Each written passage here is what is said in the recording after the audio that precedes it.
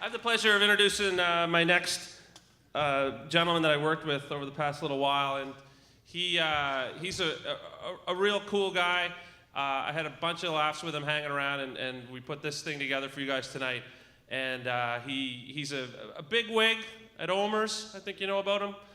Yeah. Also the CEO of a small $50 billion company called Oxford. Yeah.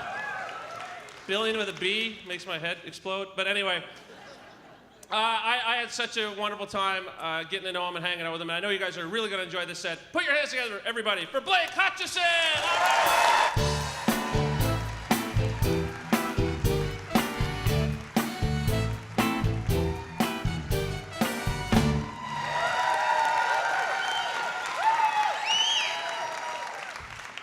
I think David Goodman said we're scared shitless.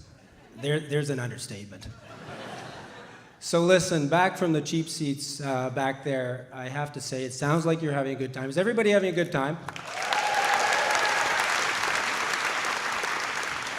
That's so great for you, because I'm not.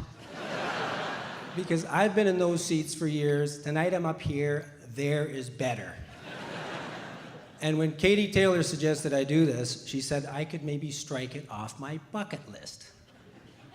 This was never on my bucket list. And my only advice for all of you is if anybody ever asks you to do this, you should respond with a very simple two-word answer that sounds a lot like bucket.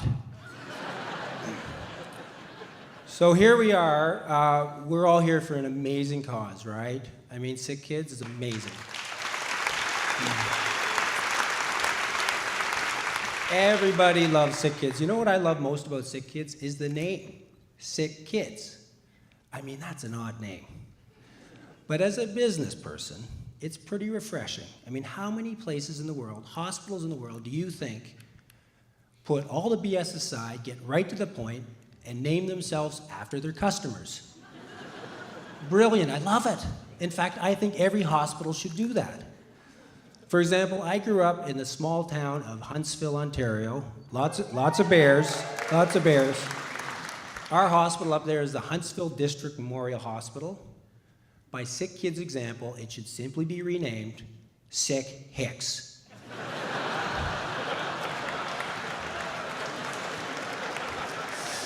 Now, the truth is, anybody who knows me knows I'm very proud to have grown up in Huntsville. I come from 7 generations from that part of the world. My grandfather always used to say that the only thing, not the only thing, the best thing that came out of Toronto was the highway to Huntsville. And I still play lacrosse for Huntsville with the buddies I grew up with. They're some of my best friends. And my lovely wife, Sue, and I tonight, I think, have about 30 or 35 of our close friends who came down for the night. Thank you. Don't be too impressed. We offered free drinks after, and that was easy. Most importantly, my dad's here. My dad is 91 years old. Amazing guy, amazing guy. He still snow skis his age. He still water skis. He's my hero. And when I told him I was going to do this, he said, you know what? He goes, son, it's a bloody good cause. He said, you should do it. But it's a damn good thing I'm practically deaf. And then he adds, for your sake, I just hope the rest of the audience is too. The truth is, we've always had fun with our dad, and when we were kids, he would say to my brothers and I and our buddies, if you play with yourself too much, you're gonna go blind. And I'll respond the same way to my dad tonight that I always have. I'm over here, Dad. There you go. There you go. So listen, it may be counterintuitive, but some of the best business advice I've received is not from my brilliant Toronto friends, many of whom are here, but from my lacrosse buddies. From Puff and Cubby, from Wolfman, from Jim Bob, from Winky, and of course from Peppy and his brother Dink. And by the way, most of them are here tonight. I can't make this stuff up. For example, I was looking at a merger one year. I wanted to buy one of my big competitors, and I got some really good advice from Cubby. He says, Hutch, when you mix horse shit and ice cream, it usually tastes a lot more like horse shit than it does ice cream.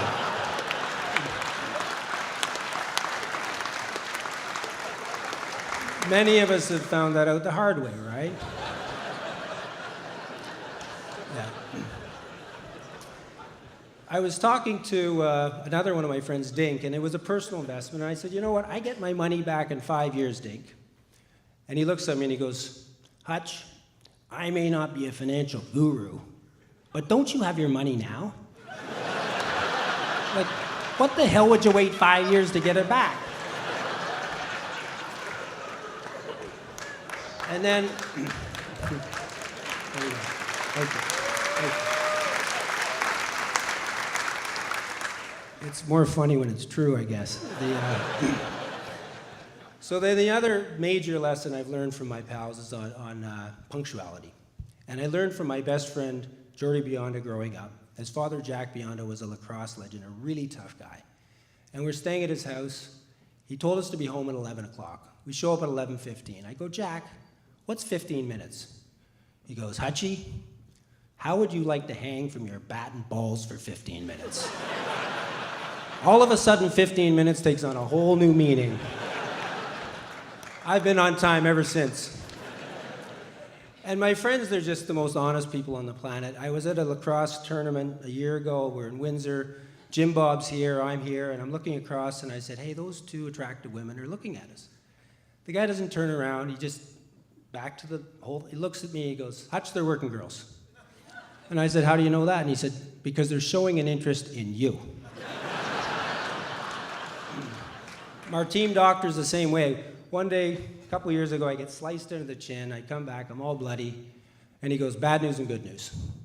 Bad news is you need 20 stitches. Good news is you were friggin' ugly to begin with. And probably the most honest story I can tell tonight, and it's a little graphic, is from my friend Pepe. And Pepe's a larger-than-life character. And we had a big tournament. Big game, and I said, Pepe, did you get any sleep? And I mean, when he's a larger-than-life character, I mean in every sense. And he turns to me and he goes, not a friggin' wink. I had that porno channel on in my room, and by the time I tried to go to sleep, there wasn't enough skin left on my body to close my eyes. So, I can't make this stuff up, I'm telling you. And the other thing, about my pals from home is they're not into the same formalities as my friends here. And take wedding invitations, for example. It's just different back home. So I thought for fun I would share with you an actual wedding invitation that I received from my dear friend Puffer, who's here tonight. It's not the first wedding invitation I've received from him, by the way. But I thought I'd have fun sharing it with all. It was to our entire lacrosse team. It says, hi, guys. Me being a cheap prick, this email is saving me 2 stamps for each of you whack jobs. Mel and myself would like to invite you and your better halves to our wedding on May 16th, round back at the Huntsville Arena. Watch for dog shit. It's true. It's true. Starts at 6 p.m. We're only doing appetizers and a drunken midnight snack. Once again, me being a cheap prick, it'll be a toonie bar. Rooms are booked at the Best Western under Getting Hitched. Ain't paying for those neither. Let me know. Yours in lacrosse and stupid weddings, Puffer.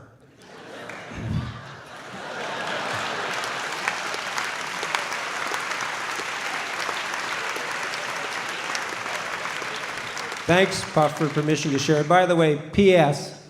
Hutch, tell your dad I'm over here. So I just wanted to conclude on a more serious note. And as others have said, I just want to thank you so sincerely for getting behind this whole night and getting behind not just me, but all 5 of us. Even if we were the only 5 guys in the city that would say no, or yes, sorry. And also, we'd like you to think about coming back next year, where we're going to be raising money for a similarly great cause. And it'll be a new hospital for downtown Toronto that'll be exclusively for Bay Street executives. True. who either don't get behind great causes like this one or take themselves too seriously, and it will simply be called Sick Pricks. Thank you. Thanks, everybody. Good luck. God bless. Blake Hutcheson!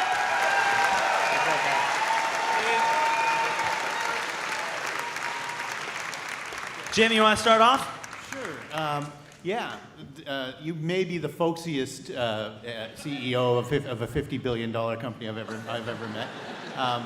When you did that Sick Hicks joke, I thought that's a good bit. I want to see more, and I wondered where the hell it was. And I'm so glad at the end you did your callback because it was a great idea, a great visual, all the rest of it. I think you come to the core of what people like about this event is that you're obviously a person who can play hardball, and you have a gentle side that you show on stage, and you're nervous, and people like that because you're vulnerable and they feel they can take you. So you are what this show is all about, and that was a very enjoyable set. Thank you, sir. Amanda.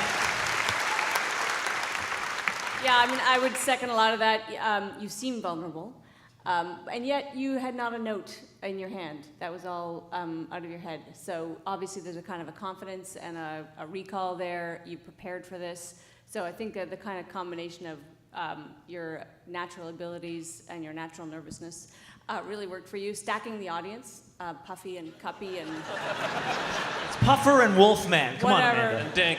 whoever you are. You clearly violated the keeping it clean clause a couple of times. I'm glad your dad can't hear some of that. But the visuals were awesome, and just the fact that I think, like, start to finish, your own material and really kind of natural. A slight advantage to you that I think you grew up in a comedy, it sounds like. Mark? Well, I have to say, it was a privilege listening to you. It was a privilege.